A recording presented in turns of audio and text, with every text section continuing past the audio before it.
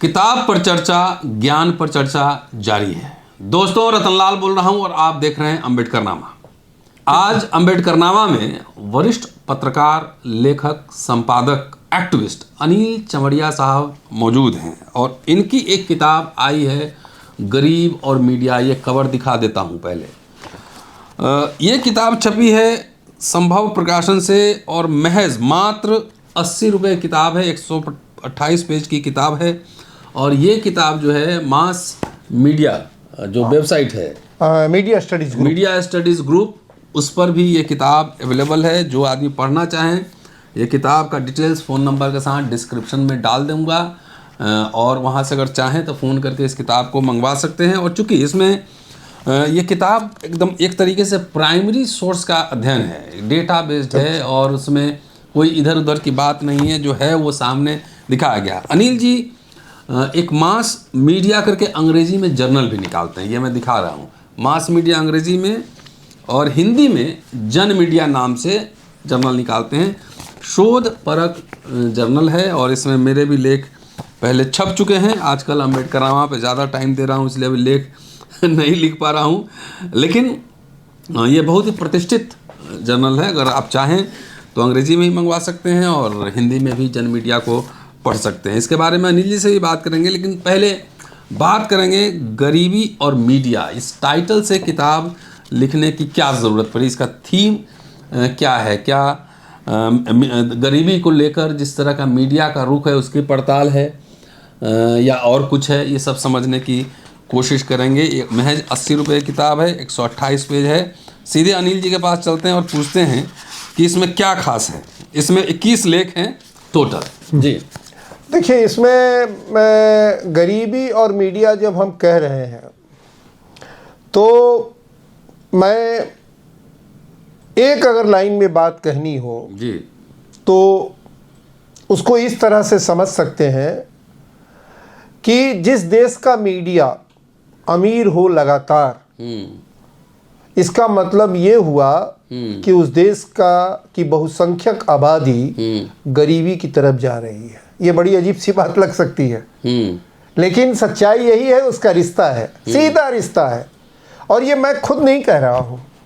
अगर मैं ये बात कहता कि आप कह रहे हैं कि अगर मीडिया हाउस, मीडिया कंपनियां अमीर हो रही हैं और बहुसंख्यक आबादी गरीब हो रही है, ये आपका कुछ मनगढ़ंत सा वो है, मनगढ़ंत सी कोई बात है, गढ़ ली आपने बात। नहीं, मैं ये बात नहीं कह रहा हूँ, मैं ये बात ही नहीं कह रहा हूँ। मैं ये बात कह रहा हूँ योजना आयोग की रिपोर्ट के हवाले से मैं ये बात शुरू ही कर रहा हूँ जी। 1964 में भारत सरकार की जो योजना आयोग है, जिसका कि आजकल नाम वो आयोग के रूप में ख़त्म हो गया और वो अब एक इंस्टीट्यूट में बदल गया है, जिसको कि आप नीति आयोग के नाम से जानते हैं। तो उसने एक काम ये किया कि 1964 की बात है, यानी 1964 की बात है। 1964 में पीसी मोहालनवीस कमेटी बनाई गई। 1947 में भारत से अंग्रेज चले गए और भारतीयों का शासन हो गया। तब ये हुआ कि भाई 15 साल से ज़्यादा बीत गए, 17 साल लगभग हो गए और देश में जो कमाई हुई, देश ने जो कमाई की, उसका हिस्सा गया कहाँ, वो किसके पास गया। तो ये स्टडी हुई, बड़ी अच्छी स्टडी है। तो स्टडी हुई तो मालूम हुआ कि भाई तो जो आमदनी देश अपनी पूंजी कमा रहा है, पैसे जो कमा रहा है, वो तो कुछ लोगों के हाथ में सिमटता जा रहा है। जैसे आज जो है, आज 60% से ज़्यादा लोग बहुत बुरी स्थिति में है। मतलब 1% आदमी के पास देश की का जो पूरा वेल्थ है वो 50% से ज़्यादा है। 1% के पास 50% से ज़्यादा की संपत्ति है? तो आप समझ लीजिए वो उसी समय से चला आ रहा है। तो योजना आयोग ने पाया कि तो संपत्ति चली जा रही है कुछ लोगों के हाथ में। तो वो लोग कौन है भाई? तो मालूम हुआ कि वो लोग हैं जो कि बहुत तरह की कंपनियां चलाते हैं। उस समय सीमेंट बनाने का काम, डालडा बनाने का काम, जूट का काम, उस समय यही सबसे बड़ा काम हुआ करता था। इस तरह के कारखाने जो होते थे उस तरह के काम में लगे हुए। लेकिन ये जो लोग हैं ये सारा काम करते हुए एक काम और कर रहे हैं, वो काम कर रहे हैं मीडिया हाउस चलाने का, मीडिया कंपनी चलाने का। पीसी मोहन लवीस ने कहा कि ये तो अखबारों पर भी इनका कब्जा है और एक ही घराना कई जगह कब्जा अपना जमाए। जैसे आज एकदम खत्म हो गया है, रेडियो कुछ ही लोगों के हाथ में है, उन्हीं लोगों के हाथ में टेलीविज़न है, उन्हीं लोगों के हाथ में अखबार है, उन्हीं लोगों के हाथ में वेबसाइट है, बिजनेस कुछ ही है। यानी कि पूरे भारत में अगर आप 50-60 परिवार निकाल देंगे तो 50-60 परिवार के हाथ में ही ये पूरा मीडिया का जो स्ट्रक्चर है, जो मेन स्ट्रीम मीडिया कहा जाता है, उसका स्ट्रक्चर उसी के नियंत्रण में है, उसी के कब्जे में है। तो वहां पाया गया, उत्तम पीसी मोहन लवीस कमेटी ने एक बात लिखी कि ये जो पैसा है ये बहुत खतरनाक हो रहा है। किसी भी डेमोक्रेटिक देश में, किसी भी लोकतांत्रिक देश में अगर इस तरह से एक तरफ पैसा का जाना और दूसरी तरफ उन्हीं लोगों के हाथ में पैसा जाना जो मीडिया कंपनियों पर कब्जा जमाए हुए हैं और वो डेमोक्रेसी का इस्तेमाल अपने हित में कर रहे हैं, ये इससे बड़ा खतरनाक बात तो कोई दूसरी नहीं हो सकती और पूरे विश्व में ऐसी और कोई उदाहरण नहीं मिलता। ये रिपोर्ट उसमें लिखी हुई है। अच्छा, तो मैं ये कह रहा हूं कि गरीबी का रिश्ता मीडिया से है। मीडिया को मिलता क्या है? मीडिया को मिलता है हिस्सा। अगर मान लीजिए आज अडानी की खबर नहीं छप रही है, अंबानी की खबर नहीं छप रही है, तो क्यों नहीं छप रही है? इसलिए कि भाई वो जो कर रहे हैं, जो पैसा निकाल रहे हैं, उसमें हिस्सेदारी मीडिया की फिक्स है, फिक्स है। इसीलिए वो जब कह रहे हैं कि गरीबी और मीडिया तो सीधा सीधा संबंध है, हम यूं ही नहीं बोल रहे हैं कि मीडिया खबरें नहीं दे रहा है, दूसरी तरफ गरीबी बढ़ रही है, ये तो साफ साफ दिख रहा है ना भाई। तो इस चीज को हमने एस्टेब्लिश किया है, बताया है। एस्टेब्लिश करने का मतलब बताया है तथ्यों के साथ, नंबर 1। अब इसका असर क्या होता है? तो हम लोगों ने बताया है कि डिबेट में कुछ खास तरह के लोगों का कब्जा होगा। वो कब्जा केवल पैसे के मामले में नहीं होगा, कुछ कंपनियों के मामले में नहीं होगा, नहीं, सब जगह सब तरफ से होगा। तो हमने ये पाया आकाशवाणी में साहब कितने विषयों पर चर्चा हुई पूरे साल भर में, हमने ये स्टडी की तो पाया लीजिए इसमें आदिवासियों पे चर्चा तो नहीं के बराबर हुई, 1 या 2 प्रोग्राम हुए हैं पूरे साल में। तो पूरी एक लिस्ट हमने दी है कि किस पर कितना कितना समय दिया गया, ठीक है। फिर हमने बताया कि टेलीविज़न के स्टूडियो में कुछ लोगों का ही कब्जा है, जो कि कुछ डिबेट में वही लोग जाते हैं, तो वो हमने परसेंटेज निकाल के बताया। और वो तब से बताया है जब से भारत में टेलीविज़न का प्रचलन शुरू हुआ, मतलब टेलीविज़न आया, टेलीविज़न के स्टूडियो में डिबेट होने लगे, तब से हमने दिया। ये हाल की बात नहीं, वो उस समय की पूरी बातचीत हमने दी है। अब नमक पर हम आप देश के लोगों से पूछते हैं कि क्या आपके घर से आपका नमक छीन लिया गया, आपको ये मालूम है और अखबारों में कभी खबर आपको मिली? देश में अगर महंगाई के नाम पर सबसे ज्यादा अगर कीमत किसी चीज की बढ़ी है तो नमक की बढ़ी है। पहले तो 5 पैसा 2 पैसा का आता था ढेला, आप देखिए आज कैसे किलो मिलता है। और जो वहां मजदूर था नमक का, वो गुलाम हो गया है। तो रिश्ता नहीं समझ में आ रहा, खबर गायब हो गई। जो मजदूर था अब गुलाम हो गया, पहले किसान से मजदूर हुआ, मजदूर से गुलाम हो गया।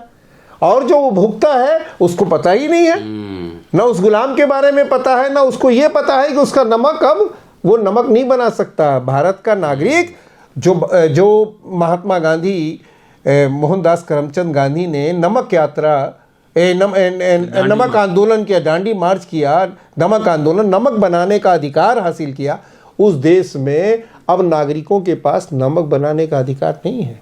ये मालूम है? कौन खबर खा गया? ये दवा कंपनियों पर आप देखेंगे कि खबरें नहीं होती है। क्यों नहीं होती है भाई?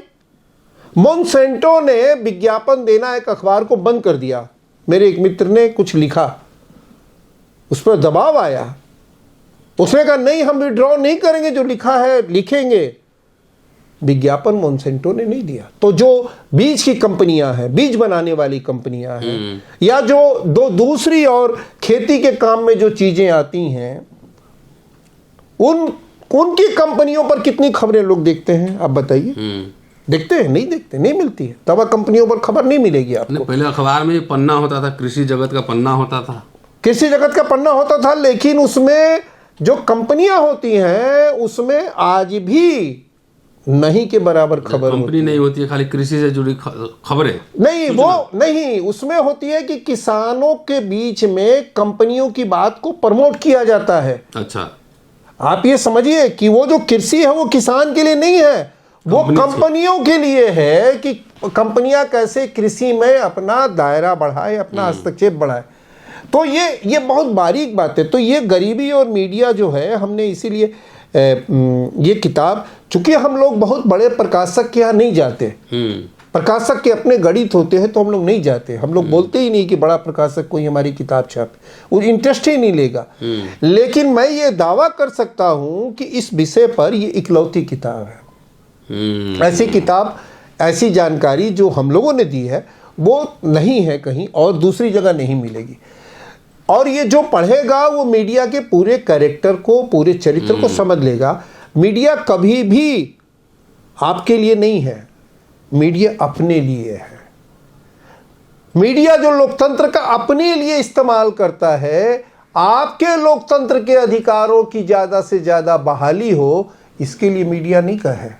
मीडिया अपने लिए है, अपने लोकतंत्र में कैसे इस्तेमाल करके लोकतंत्र का और वो ज़्यादा से ज़्यादा अपने पांव फैला सके, अपना शिकंजा मजबूत कर सके, इसके लिए होता है मीडिया। मीडिया पाठक का नहीं है, दर्शक का नहीं है, व्यूअर का नहीं है। दर्शक, पाठक और श्रोता वो मीडिया के लिए है, वो अपने लिए तैयार करता है। चलिए, ये बात मैंने दिलचस्प है। इसमें 21 लेखों का कलेक्शन है। आपके लिखे हुए लेख हैं? सब मेरे ही लिखे हुए लेख हैं। जो अखबार में, जैसे मैंने भी एक किताब लिखा था, वंचित भारत संशय, सवाल और संघर्ष, तो अखबार में कई लेख छपे थे, उसको भी मैंने डाला था। हाँ। तो अनिल जी ने अखबारों में जो लेख लिखा है, अखबारों में, पत्रिकाओं में, या नहीं भी छपे हैं कई लेख जो किताब में ही है, तो ये बड़ा दिलचस्प है। गरीबी और मीडिया, कि मीडिया की गरीबी नहीं, गरीबी और मीडिया, मीडिया की गरीबी कोट एंड कोट। हाँ, मीडिया गरीबी कोट एंड कोट, जो कि लोकतंत्र की गरीबी उसमें है जी। तो ये किताब 80 रुपए की है और मैं पढ़ूंगा इसको पूरा किताब। गुड़गांव का डॉक्टर, बहुत दिलचस्प लेख सब है। अगर आप चाहें तो मैं डिस्क्रिप्शन में डिटेल्स डाल दूंगा, आप वहां से मंगवा सकते हैं। और मीडिया स्टडीज ग्रुप की वेबसाइट से मंगा लीजिए, सबसे आसान होगा अगर किसी को चाहिए तो। जी, मीडिया स्टडीज ग्रुप, चूंकि ये हरियाणा के एक प्रकाशक हैं, संभव प्रकाशन, उन्होंने ये किताब छापी है, बहुत अच्छे लोग हैं। ये ग्रुप अच्छा है, जो कि नॉन कॉमर्शियल उस बेसिस पर लाभ के लिए काम नहीं करते हैं ये लोग। ज्ञान सही लोगों के पास, लोगों को कैसे, लोगों को अम्बेडकर नामा भी यही काम ये जी। तो वो गरीब जो लोग हैं, गांव के लोग हैं, जो जागरूक लोग हैं, उन तक कैसे सामग्री पहुँचे, बातें पहुँचे, उसके लिए लोग लगे हुए हैं, जैसे हम लोग लगे हुए हैं जी। उसी तरह से वो लोग भी लगे हुए हैं। डिजिटल फॉर्म में मैं आपके पास लेकर आ रहा हूँ, इसलिए पूरा वीडियो देखिए, शेयर और सब्सक्राइब करते रहिएगा। जल्दी मिलता हूँ आपसे अगले एपिसोड में। शुक्रिया, जय हिंद।